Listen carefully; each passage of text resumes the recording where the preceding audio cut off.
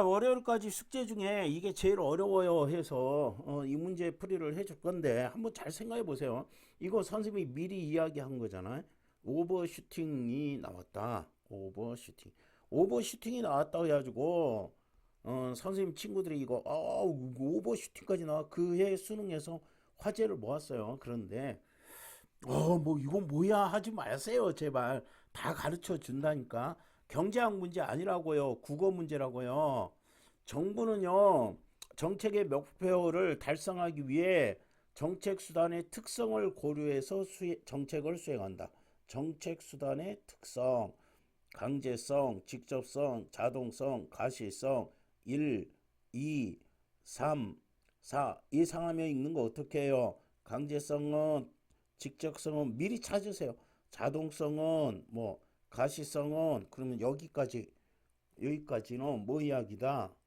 음, 정책 수단의 특성에 관한 이야기구나. 그럼 만약에 이게 시험 문제 나오면은 뭐예요? 직접성은 여기 가서 찾고요. 자동성, 강제성은 여기서 찾고, 가시성은 여기 가서 찾으세요. 그럼 강제하는 거죠. 강제성은 뭐 하는 거야? 어, 행위를 제한하는 정도다. 유해식품 규제는 강제성이지. 이거 팔면 어때요? 혼나지? 직접성은 뭐야? 활동 수행과 재원조달에 직접 관여하는 거예요. 근데 직접 안 하는 경우는 뭐가 있냐? 위탁이 있다. 그러면 직접 하고 직접 할 수도 있고 위탁하면은 당연히 뭐야? 직접성이 떨어지겠죠. 자동성은 별도 행정기구를 설립 안 하는 거예요. 이거 X 하면 되잖아. 그리고 기존의 조직을 활용하는 거 요거잖아. 그럼 그거의 이해가 뭐니? 전기 자동차에 대해서 환경에 좋은 역할을 해준다 가지고 보조금 주는 거는 시청 환경과 기존의 조직 맞아요. 에서 시행하는 겁니다. 가시성은 재원이 명시적으로 드러나는 거. 재원은 돈이죠. 돈이 뚜렷하게 눈에 드러나야 됩니다. 그러면 사회 규제 정도를 조절하는 거는 규제 정도를 조절하는 거는 돈이 들어가 안 들어가? 돈이 들어가지가 않아요. 그러면은 가시성이 낮죠. 자, 이렇게 연결해서 읽으면 돼요. 자, 그런데 이게요, 여러분이 지금 뭐 이야기했어요? 정책 수단에 대해서 이야기합니다. 정책 수단. 근데 정책 수단의 사례로 환율과 관련된 경제 현상을 볼 거예요. 자, 이게요. 이 특성 네 가지 하고 끝났고요. 이제는 환율과 관련된 경제 현상이구나. 선생님 환율은 공부하자고 그랬잖아요. 환율은 장기적으로 기초 경제 여건을 반영하는 수준으로 수렴된다. 그런데 이게 우리가 뭐 나왔어? 식이 나왔어요. 환율은 이거 브레튼 우주 체제에서 우리가 공부를 했던 거야. 환율은 뭐뭐에 대한 이거 수학이에요. 수학. 그죠? 뭐뭐에 대한 뭐뭐에 비 뭐뭐에 대한 그러면은 요게 분모로 가요. 기준량이 되니까 그럼 외국 통화에 대한 자국 통화의 교환 비율.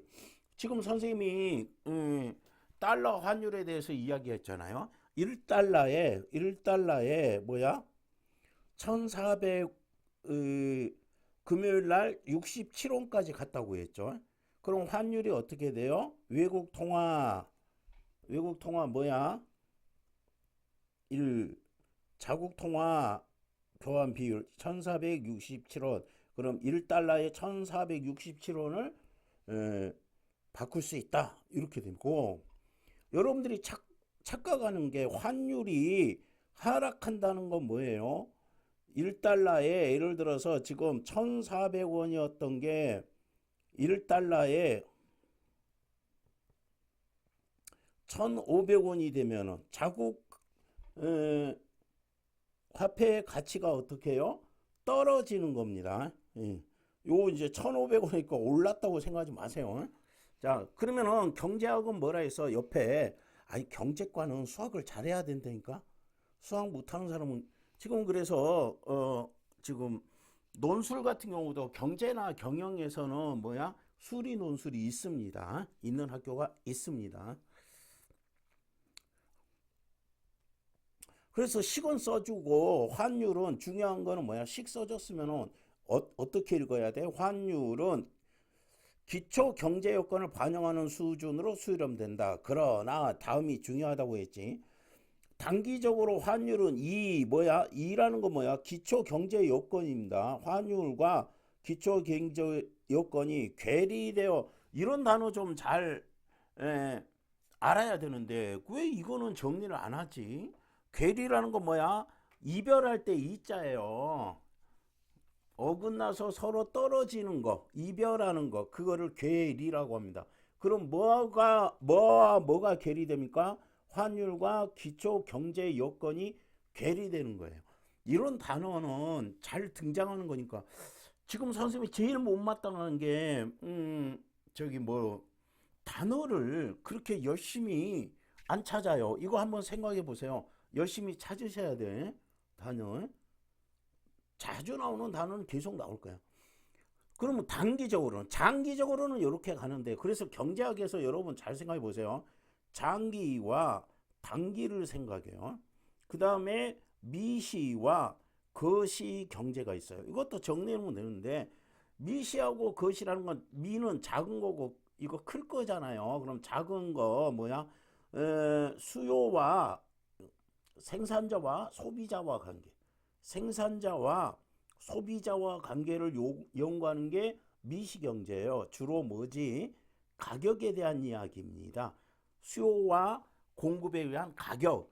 거시경제라는 거는 국민 경제를 의미하는 거야. 그러면 뭐야? 물가라든지 성장이라든지 환율이라든지 이런 거 무역이라든지 이런 거를 따지는 게 거시경제고 미시경제는 요거구나. 이거 생각해 주시고 요 말 그대로 장기하고 단기인데 경제학에서 여러분 생각해 보세요. 단기적으로는 효과가 있지만은 장기적으로 효과가 없으면 그 정책 써야 돼, 안 써야 돼? 안 써야 되죠. 장기적으로는 어차피 효과 없어. 영향을 미치지 못해. 영향을 미친다고 생각해야 돼요. 효과가 있다는 거는. 그러면 이런 경제 정책은 쓸 필요가 없잖아요. 선생님이 경제 정책 쪽에서 나올 가능성이 높다고 했어요. 그럼 경제 정책이라는 건 거시 경제이고요. 그러면은 경제 정책이라는 건 뭐야? 어디에 관심 있냐면 효과가 있니 없니 이거에 관심이 있는 거예요. 이거는 이제 따로 이야기해 준 내용. 그래서 환율은 이렇게 괴리되어서 뭐하고 기초 경제 요건을 수렴 안 하고 그거하고 따로 국밥으로 논다는 겁니다. 만약 다른 방향으로 움직이거나 이런 거요. 다른 방향으로 움직이거나 같은 방향이어도 변동폭이 크게 나타나요. 이럴 때 위험에 노출되어. 자, 요러면은 뭐야? 위험에 노출됩니다. 그러면은 이렇게 되면 돼요, 안 돼요? 다른 방향으로 움직이거나 같은 방향으로 움직이는데 변동폭이 너무 크거나 낮아. 이게 예상보다 크게 변동폭이 같은 방향이라는 건 뭐야? 음, 어, 오르거나 내리거나 하겠죠? 그러면은 뭐야? 같은 방향, 오르는 방향으로 예상한 거하고 오르는 방향으로 하는데 다른 방향이라는 건 뭐야? 오를 줄 알았더니 안 올랐어요. 같은 방향이라는 건 오를 줄 알았어. 근데 변동폭이 예상보다 크게 나타난다. 선생님이 현강할 때 그 이야기를 했죠. 내년 초 환율을 1440원으로 예상을 했어요. 그러면 이거는 엄청나게 환율이 많이 오르는 거다. 이렇게 되는데요. 지금 계엄령 이후에 내년 초에 이렇게 올라가니까 환율이 급등합니다. 환율이 엄청 오를 거예요. 이렇게 예상을 하고 있었는데 어땠어요? 계엄을 하니까 지난주 금요일 날 1670원이에요. 내년 초에 벌어져야 될 일이 한 4월 달에 벌어져야 될 게 12월 달에 1470원. 이거 미쳤어. 이거 이거 죽는다는 소리 나옵니다. 1467원. 요거 sorry. 1467원이에요. 그래서 여러분이 보기에 어머 27원 아니 내년 초라니까 이것도 엄청나게 오를 거라는데 이렇게 급등하는 경우 이 이야기입니다. 같은 오를 건 알았는데 너무너무 급등해 버려. 이런 거 그거는 위험이다. 요거는 과도한 위험이다. 노출된다. 그러면은 경제학에서 이런 위험이라는 건 굉장히 안 좋은 거잖아요. 그래서 환율, 주가, 환율은 해외겠죠. 주가는 국내겠지. 단기에 지나치게 상승 또는 하락하는 거. 상승하는 것도 해당이 되고 하락하는 것도 해당돼요. 지나치게 갑자기 오르다든지 갑자기 내렸을 때 이런 거를 오버슈팅이랍니다. 오버슈팅 의미 정확히 알아야 될 거고 여기다가 네모 쳐놓으면은요 어떻게 되겠어요? 오버슈팅의 정의는 이쪽에 있겠구나 이렇게 하면 됩니다.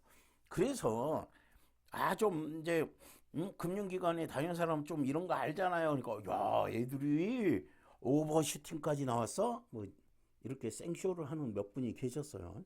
별거 아닌데 이런 거 가지고 뭐야 힘들어 하지 마세요. 오버슈팅은 물가 경직성 또는요 금융시장 변동에 따른 불안 심리 요 두 가지 때문에 오는 겁니다. 물가 경직성이라는 거는 요거는 이 중에서 얘는 뭐다? 시장에서 가격이 조정되기 어려운 정도 이렇게 했습니다. 그럼 여기서 이제 뭐야? 오버 슈팅에 대해서 이야기가 나왔습니다. 오버 슈팅은 단기간에 지나치게 상승, 급등이라고 하죠. 하거나 하락하는 거, 급락이라고 합니다. 급하게 떨어지는 거. 자, 그러면은 요 중에서 불안 심리 이거는 이야기를 지금 아직 안 하고 있고요. 요거 물가 경직성에 따른 오버슈팅, 요거에 따른 오버슈팅을 이해하기 위해서 통화를 금융자산의 일종으로 보고 장기와 단기의 환율이 어떻게 조정되니 뭐야? 이해하려면 뭐야? 장기와 단기의 환율이 어떻게 조정되는지를 알아야 됩니다. 이렇게 됩니다. 경제 충격이 발생했어요. 물가나 환율은 뭐야? 충격을 흡수하는 무슨 과정? 조정 과정을 거치는데요. 물가는 지금 선생님이 아까 여기 장기, 단기에 대한 이야기를 구별을 하라 했어요. 단기에 경직적이에요. 단기에 경직적이야. 그러면 쉽게 바뀌어 안 바뀌어? 안 바뀐다는 소리예요. 장기는 신축적으로 될 거예요. 그러니까 예를 들어서 우리가 이제 뭐 할까? 여러분들이 좋아하는 거 뭐 있니? 우리가 불닭면 가격이 얼마지? 그건 선생님 모르니까 불닭면 안 먹어요. 불닭면이 예를 들어서 1,500원이었어요. 그런데 단기적으로 이게 2,000원이나 1,700원으로 오를 수 있어요. 물가는 이렇게 단기에는 경직적이에요. 조정되기 어려워요. 경직적이라는 거는 신축적인 거 뭐야? 거기에 따라간다는 거지. 그래서 요렇다. 반면 설명 방법 대주라 했죠. 환율은 어떻게 된다? 단기에도 신축적이에요. 그러면은 여기 뭔 정보가 있어요? 장기에도 신축적이지만 단기에도. 그러면은 자, 물가는요 단기에 경직되고요. 환율은 단기에 신축적이네. 요것만 아시면 돼요. 자, 그러면은 요거와 요거의 조정 속도 차이. 그러면은 뭐야? 물가와 환율의 조정 속도 차이. 이게 오버슈팅을 초래한다. 그러면은 장기에 오버슈팅을 초래하지는 않겠죠? 단기에 초래하겠지. 왜? 장기는 둘 다 신축적이잖아요. 단기는 둘 다 신축적이잖아. 그런데 단기는 환율은 신축적인데 물가는 경직적이잖아. 그러면 요거의 조정 차이라고 했으니까 어디에? 단기에. 장기에서 오버슈팅을 초래합니다.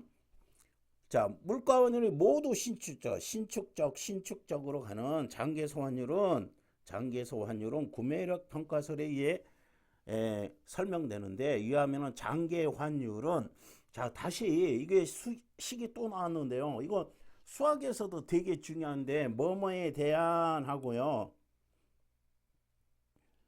또 그 다음에 A를 B로 나눈 이렇게 되죠. 그러면은 요거를 A에 대한 B 그러면 어떻게 돼요? A가 뭐냐? 분모로 간다 했어요. 그 다음에 A를 B로 나눈다 그러면은 뭐야? 어떻게 돼요? B분의 A가 되는 거야. 요 수학에서도 이걸 자꾸 헷갈려가지고 이거 아마 지수나 로그에서는 이제는 실생활 예제가 안 나오니까 좀 그러긴 한데 실생활 예제에서 이거를 헷갈려요. 그러면은 뭐냐면은 A를 B로 나눈 나머지 이거는 수능에도 참 잘 나옵니다. 그러면 A는요 나머지를 R이라고 하면은 B로 나눠가지고요 몫은 뭔지 모른대요. 나머지는 R이에요. 이렇게 수식으로 나타내는 거잖아요. 그럼 자 요거하고 A를 B로 나눈다는 거 뭐야? A를 B로 나누는 거예요. 그러면 요거 뭐야? A를 B로 나누면 몫은 Q이고요. 나머지는 R이에요. 이런 식으로 되잖아. 그런데 이제 국어에서는 뭐야? A에 대한 B의 B 이렇게 나오고요. A를 B로 나눈 이거 이제 쉽게 생각하면 4를 2로 나누면 어떻게 돼요? 2가 되잖아요. 맞아요? 4를 2로 나눈 거니까 그럼 이게 이렇게 되죠. 그러면 뭐가 돼? 2분의 4 해가지고 답은 2 이렇게 하잖아요. 이거 가지고 헷갈려가지고 틀리시는 분들이 있다니까. 우리는 안 틀리는데 고2 고3들이 어이가 없어요. 이거 초등학교를 안 좋은 데 나와서 그래요. 자, 그래서 이거 너무 또 길게 설명을 했다. 이게 어렵다고 하니까 선생님이 길게 설명하는 거예요. 그러면은 여기서도 또 식을 세워야 돼요. 장기의 환율은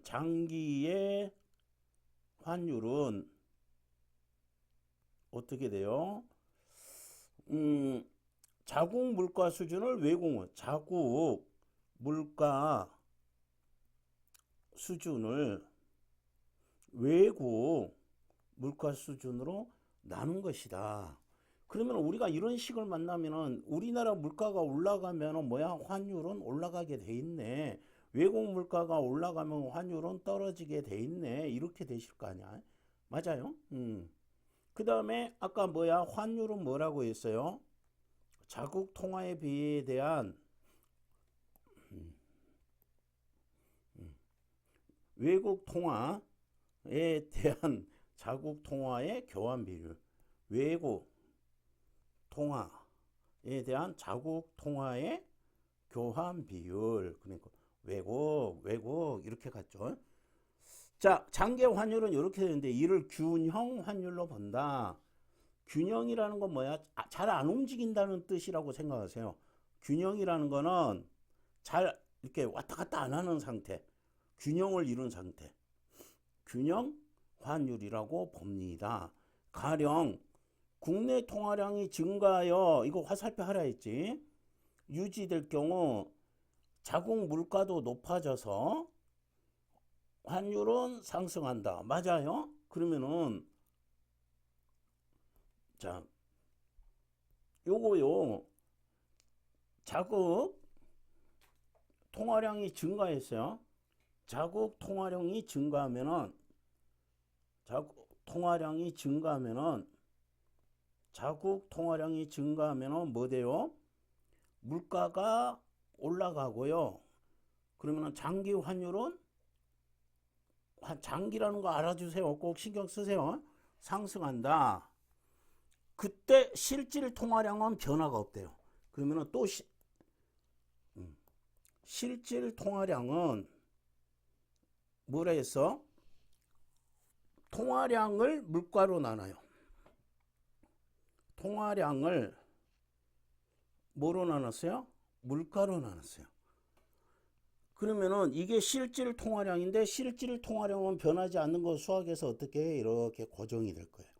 자, 그러면은 뭐냐면은 통화량이 증가하면은 여기도 증가하는 거죠. 물가가 높아지면은 여기도 증가하는 거 아니야.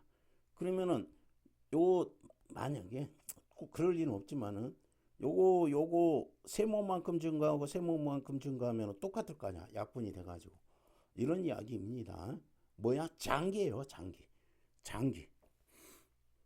그러면은 이때 장기일 때는 실질 통화량은 변화를 하지 않는다. 이렇게 합니다. 자, 이제부터 뭐니? 단기예요, 단기. 단기는 다른 움직임이 나타나면서 오버슈팅이 발생한대요. 그럼 장기는 요게 중요했죠. 자, 장기에 대한 식은 요렇게 됐고, 자, 통화량이 증가해요. 자, 여기서 똑같은 식에서 할 거예요. 통화량이 증가하고 유지되면은 물가가 경직적이어서 실질 통화량이 증가하면은 단계는 얘도 이렇게 증가한다고. 됐어요? 응. 물가는 쉽게 안 변하잖아. 그대로. 요거는 신축적. 이해됐어요? 그러면은 아까는 세모 해가지고 약분하니까 실질 통화량, 장기에서는 실질 통화량이 바뀌지 않는데 단기에서는 통화량이 증가하면은 물가는 그대로겠지. 경직성이 있으니까 잘 안 변하니까. 그러면은 요거는 그대로인데 얘가 누르면은 뭐냐, 실질 통화량이 이렇게 늘 거 아니에요. 이거는 수학적으로 생각해보면 당연한 이야기인데 이런 거 가지고 헷갈리면 안 되지.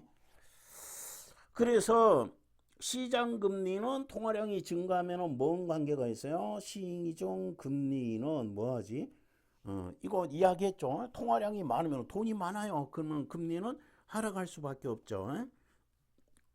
근데 뭐 그런 걸 이해 못해도 그냥 읽어봅니다. 국제 간 자본 이동이 자유로운 상황에서 시장 금리가 하락이 되면은 투자의 기대 수익률이 투자의 기대 수익률이 하락해서 단계예요. 지금 장기 아니야. 지금 단기 이야기하고 있어요. 여기가 뭐였어? 여기까지가 장기. 여기서부터는 뭐야? A는 단기. 이렇게 이야기하고 있어요. 이어져 단기성 투자 수익이 없으면 외국인 투자 자금 금리가 하락하면은 이거를 앞에 뭐야? 투자의 기대 수익률이 하락하죠. 그럼 외국 돈이 투자해봤자 외국 돈이 뭐예요? 빠져나가죠. 빠져나가서 당연한 이야기 아니야. 이 나라는 기대 수익률이 없는데 뭐하러 투자해요? 그러면 나 다른 나라로 가야지. 그래서 신규 외국 투자 자금 유입이 들어오겠어, 안 들어오겠어? 안 들어옵니다. 신규 해외 투자 자금이 뭐여서 위축이 돼요. 이건 상식적으로 당연한 이야기입니다. 이 과정에서 자국 통화 가치는 하락하고 자국 통화 가치는 하락하고 맞아요. 환율은 상승한다. 자, 요거 이해됐어요? 이건 뭐냐면은 여기를 이렇게 쓰면은 여러분 헷갈리겠다. 자, 1달러에 지금 1,400원이라 했어요. 그럼 1달러에 2,000원이 되면은 어떻게 돼요? 자국 우리나라 통화 가치가 뭐야? 통화 가치가 하락된 거죠. 달러의 가치는 어떻게 됐어? 1달러에 1,400원 가치라던 게 2,000원이니까 상승했어요. 그래서 달러 가치는 상승한 거고요. 우리 통화 가치는 하락한 거라니까. 그래서 이게 통화 가치가 하락한 게 1달러에 1,400원이던 게 1달러에 2,000원 요렇게 되겠죠. 그러면은 요런 상태가 뭐예요? 환율은 상승한다. 그러면 환율 상승한 거는 뭐야? 이거 중요한 건데 이거를 되게 헷갈려요. 환율이 올랐다는 거는 자국 통화 가치가 뭐였다는 거야? 떨어졌다는 거예요. 그러면 선생님이 아까 이야기했던 지난주 금요일날 1467원까지 가면은 우리가 한 얼마 전에만 해도 1200원이었어요. 그러면 이렇게 되면은 뭐야? 환율이 뭐 한 거예요? 상승한 거예요. 그럼 우리나라 돈의 가치가 뭐 한 거예요? 떨어진 거예요. 환율식은 뭐야? 요게 교환 비율이잖아. 요거는 교환 비율이에요.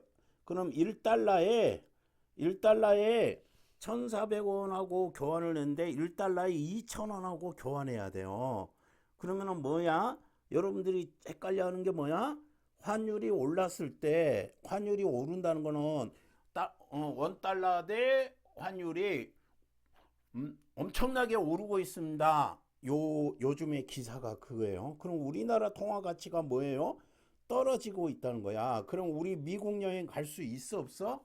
못 갑니다. 우리나라 프로야구에 오는 선수들을 100만 달러, 이제 신입 선수는 100만 달러인데, 그러면은 1,400원이면은 뭐야? 요거 곱하기 100만, 요거 곱하기 100만 이렇게 될 거예요. 그러면은 뭐야? 우리가 맨 처음에는 100만 달러에 계약하기로 했는데 요만큼 되던 게 이만큼 더 돈을 많이 줘야 된다니까. 용병한테. 그래서 이제 문제가 많이 생기고 있어요. 프로 야구에. 자, 이거를 헷갈리지 말자고요. 환율이 올랐다는 거는 자국 통화의 가치가 뭐였다? 떨어진다. 이거 정확히 개념을 잡아 놓으셔야 돼. 통화량 증거에는 물가가 신축적일 때는 예상되는 환율 상승에 추가적인 환율이 더해진 거예요. 그럼 뭐지? 통화량의 증가, 여기서 봐야 돼. 이 표를 그래서 써줘야 돼요. 통화량의 증가 당기면 어떻게 돼? 실질 통화량이 증가하겠죠? 그러면은 어떻게 된다 해서 이 교환 비율이 올라가게 되고 기대 수익이 떨어져서 환율은 오르고 자국 통화 가치는 떨어진다. 그러면은 예상되는 환율 예상을 요만큼 했는데 추가적인 환율 상승은 뭐예요? 외국 자금이 빠져나간다니까. 빠져나가 버려요. 그러니까 뭐야? 달러화가 빠져나간다고 생각해 봐요. 그럼 달러화가 귀해지는 거지. 귀해지면 어때요? 1,400원에 1달러에 1,400원 하는 게 귀하다는 거는 뭐야? 1달러에 2,000원 역할을 할 수가 있게 된다. 그러면 아까 그랬죠. 이 단기에 뭐가 나온다 해서 오버슈팅이 나온다 했어요. 그러면 요거 플러스 요거가 되니까 예상을 이만큼 했는데 어머 추가적인 것까지 더해 가지고 나타난다. 그래서 추가적인 상승 현상이 오버슈팅인데요. 물가의 경직성이 클수록 당연히 크겠죠. 어, 경직성이 크면 안 바뀐다는 거야. 안 바뀐다는 거는 뭐야? 요거와 요거의 차이가 많이 발생한다는 거죠.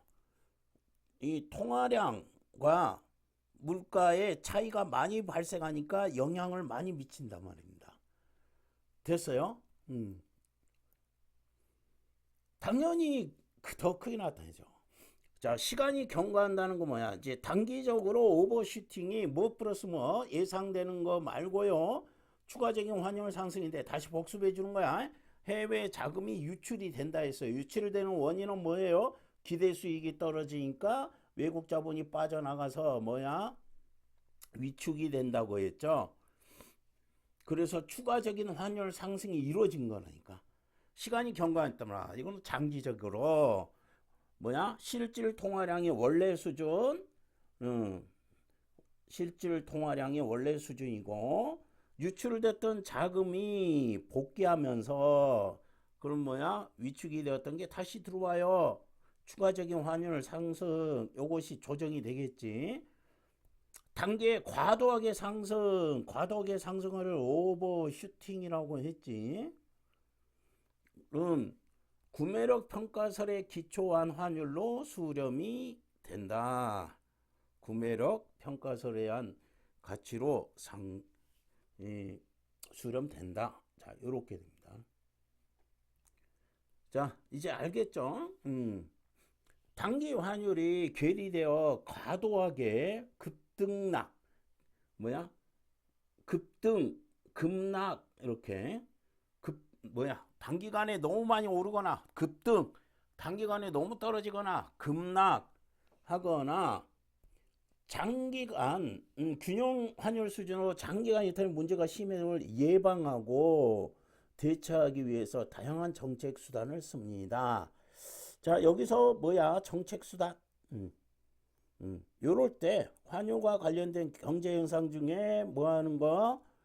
과도하게 급등나 오버슈팅, 그 다음에 균형 환율 수준에서 이탈하는 문제가 심하면은 정책 수단을 써야지, 국가가. 지금 우리나라가 이 상태예요.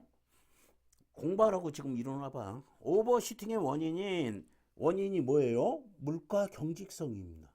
물가 경직성은 물가가 쉽게 오르지 않는다. 물가 경직성. 다시 한번 할게요. 물가 경직성은 뭐라고? 그래서 앞에 개념을 잘 읽으라니까. 물가 경직성 어디에 있니? 물가 경직성. 물가 경직성. 는 가격이 조정되기 어려운 정도, 이거를 경직성입니다. 신축은 반대고. 자, 강제성이 낮은 사례, 강제성, 여기서 나왔던 강제성 이렇게 됩니다. 정보를 신속 정확하게 정보를 공개하거나, 그러면 강제성이 낮은 정책은 뭐 있어요? 정보를 뭐 한다? 공개한다.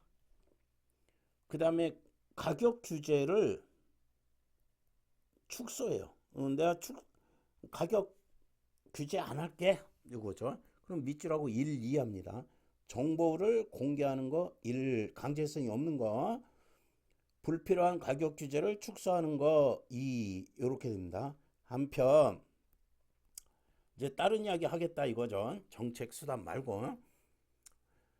부정적 파급 효과를 완화하기 위해서 세금을 조절합니다. 세금을 조절함으로써 내수가 급격히 위축되는 걸 방지합니다. 자, 이거 뭐 하는 겁니까? 부정적 효과를 뭐 하려고? 완화하기 위해서 뭐 한다? 수입 필수 품목, 수입 필수 품목에 대해서 뭐 합니다? 세금을 조절한다는 건 뭐겠어요? 관세를 많이 안 받는 거지. 그러면은 내수가 위축되는 거를 방지. 그 내수라는 거는 뭐야? 국내 수요잖아요. 그러면 수입을 하는데 그게 이제 우리 국민 경제에 이제 서민들이 영향을 많이 받는 거야. 계란 라면은 우리가 수출하니까. 계란을 우리가 수입한 적이 있었잖아요. 그러면은 완화하기 위해서 이거는 내수 위축을 방지한다. 또한 피해를 대비하는 방법으로, 피해에 대비하기 위해서 기업에 요거를 제공하거나 지급보증을 제공합니다. 그럼 외국에서 돈을 빌려올 때 나라가 지급보증해 주는 거예요. 그러면은 이런 거는 직접성이 높은 특성을 가집니다. 그러면은 환율 변동보험 제공하고 외국 돈을 빌릴 때 지급 보증하는 거, 이거는 직접성이 높은 거다. 자, 저기 첫 번째 문단하고 관련이 있죠. 이와 같이 정부는 용인하되 활용하여 실물경제와 금융시장의 안정을 뭐하는 겁니다? 도모하는 정책입니다. 환율의 단기 급등락, 이거 오버슈팅이죠. 그러면 위험하다고 했죠. 그래서 용인하는 거 뭐예요? 환율의 추세, 기초 경제 여건에 수렴한다고 했지. 환율의 추세는 여기에 수렴하니까 그거는 그냥 냅두는데 사전적 미리 사오는 일이 벌어진 다음에 미세 정책 수단, 지금 요 이야기한 게 미세 정책 수단들입니다. 활용하여 경제 안정을 도모하는 정책을 합니다. 그런 좀 길게 이야기를 해줬어요. 왜 길게 이야기해 줬느냐?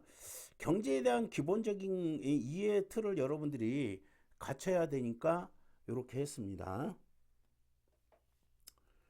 자, 윗글에 대한 이해로 적절하고 국내 통화량이 증가되어 유지할 경우에는 국내 통화량이 유지될 그 실질 통화량은 뭐야? 장기에는 요거 한 만큼 물가도 오르죠.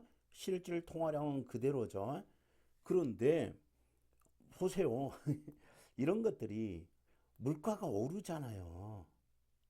물가가 자국 물가가 오르잖아요. 맞아요? 음. 요게 그 환율에 영향을 미치는 것이 뭔지를 정확히 안 볼 때 이런 문제 틀립니다. 그러면은 뭐지? 장기 환율은요. 장기 환율은 물가 수준분의 물가 수준이에요. 실질 통화량이 그대로인 거는 뭐야? 통화량이 오른 만큼 물가도 오르게 되니까 그대로였어요. 그럼 물가는 올랐잖아요. 물가는 올랐잖아. 그럼 요거는 뭐야? 장기 환율은 변함이 없는 게 아니라 물가가 올랐으면은 얘도 올라야 되잖아. 분자분모 정확히 하세요. 정확히. 응? 정확히. 알겠죠? 그래야 뭐야? 그러므로 요 식을 써놔야 문제를 풀 수 있겠죠. 그 다음에 뭐야? 33에서 갑자기 37로 가니? 아, 35번은 한번 읽어보세요. 그리고 다시 한번 풀어보고. 미세 정책 수단. 그럼 여기잖아. 그러면은 여러분 이거 생각해 보세요. 미세 정책 수단 요거죠. 그럼 뭐냐면은 미세 정책 수단은 뭐야? 예방하고 대처하기 위해서 합니다. 요런 것들이죠. 그러면은 미세 정책 수단은 뭐야? 단기 급등락을 해서 단기 어떨 때 환율이 단기 급등락을 할 때 쓰는 정책들이. 그럼 봅시다. 환율 변동보험을 제공합니다. 수입 의존도가 높은 상품의 세율을 조정을 합니다. 해외 자금 유출과 유입을 통제합니다. 외화를 빌리는 수입을채 지급 보증합니다. 뒤지게 쉽게 냈네. 그 다음에 정보를 제공한다. 여기에 이렇게 정리가 돼 있으면 답이 그냥 뿅 나오는 건데 왜 37번이 틀렸어요 이러죠. 어렵지 않은 문제입니다. 답이 눈깔에 바로 보이는 문제네. 자, 35번은 어머 날라갔어. 난 지금 선생님은 조금 힘들어요. 이게 아직도 선생님이 이 뭐야 아이패드를 좀 잘 못 써요. 미안하고 35번은 또 이해가 안 되면은 다시 질문을 해 주세요.